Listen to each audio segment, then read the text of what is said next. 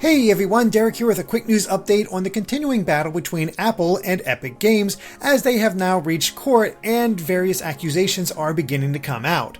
So, Apple actually responded to Epic Games' lawsuit accusing it of anti-competitive behavior in how it controls the App Store by telling the court that Epic Games violated Apple's rules and shouldn't be placed back into the store temporarily while the legal battle rages.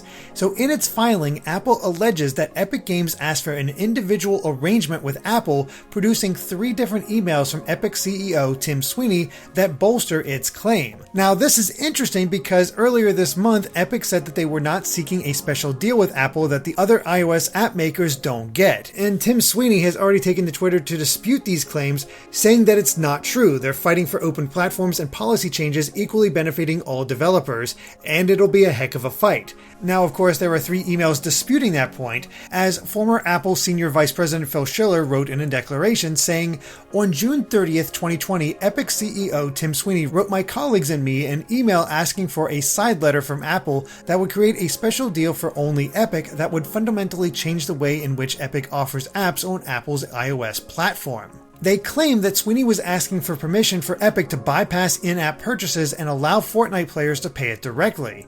Schiller said that Sweeney emailed him the morning that Fortnite changed its payment mechanism, saying that it will no longer adhere to Apple's payment processing restrictions. In the meantime, Epic has asked for a temporary restraining order that would place Fortnite back on the App Store, and a hearing for that order is scheduled for Monday.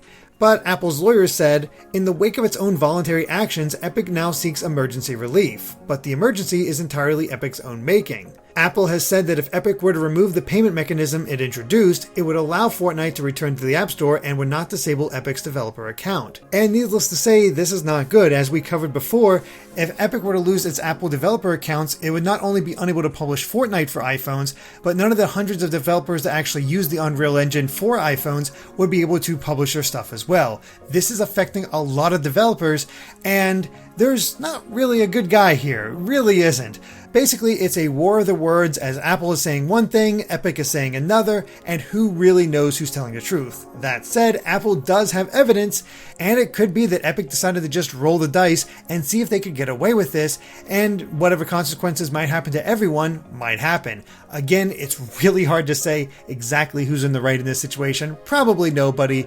And as I say every time I cover this story, it's just going to get messier. It really feels like it. But what do you think of all this? Let us know in the comments, and of course be sure to subscribe to GameXplain for more on this developing situation and other things gaming as well. Until next time, bye.